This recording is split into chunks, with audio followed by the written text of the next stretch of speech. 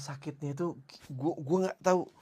Gue nggak pernah di tahap kayak lu pengen sampai kehilangan anaknya apa segala macam. Gue nggak pernah. Cuman kayak ngelihat nyokap gue yang selalu ketika gue lagi long ride, gue sepedahan selalu kayak hati-hati Ana ya, jangan sampai ada apa-apa segala macam. Itu ada di WhatsApp, ada di komen Instastory. Nyokap gue tuh double ngedoain gue, dan gue masih kecelakaan gitu. Itu gue sih nggak pengen. Gue sih ya, semua anak tuh pengen yang anak yang pengen ngasih tahu ke orang tuanya sesayang apa dia sama orang tuanya, pasti pengen kalimat utamanya adalah gue nggak pengen orang tua gue meninggal duluan. Semuanya sama, Pe. Cuman kita kadang-kadang lupa. Iya, kalau mereka akan jauh lebih sakit daripada kita. Iya. Jadi bisa nggak sih kayak meninggalnya beda hari gitu, kayak jadi nggak ada harus terlalu menderita gitu, maksud gue. Itu lebih fair nggak sih, Pe, menurut lu? Andai bisa milih ya, andai bisa milih. Jujur, aku nggak pingin orang tuaku sedih, iya. Aku nggak pingin orang tuaku nangis gara-gara aku, iya. Tapi aku sempat mimpi, bener-bener mimpi orang tuaku meninggal, bangun-bangun nangis. Istriku sampai panik, kenapa ya, kenapa? Karena orang tuaku meninggal, dan itu walaupun cuma di mimpi, aku nggak siap. Aku benar-benar nggak siap, dan itu kebawa sampai aku di real life. Itu menurutku tolol, nangis gara-gara mimpi. Tapi kebayang, enggak deh. Tapi gimana jalan tengahnya? Masa mati bareng? Ya, aku nggak bisa milih takdir yang jelas.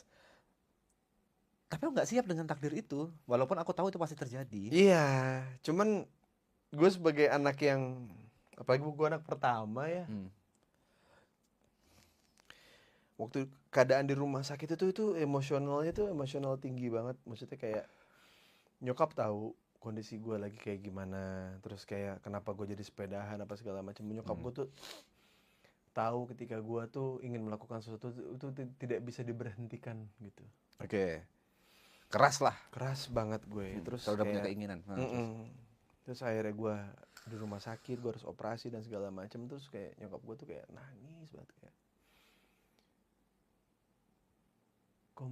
kok bisa ya, maksudnya kayak mama tuh ngedoain kamu terus gitu, kok mama kurang kali ya ibadahnya, mama kurang kali. Wah, itu gimana nggak nangis gue, Pe. Gue bilang kayak mungkin ini tandanya aku harus agak tone down gitu, kayak. Terus gue bilang ke nyokap gue kayak,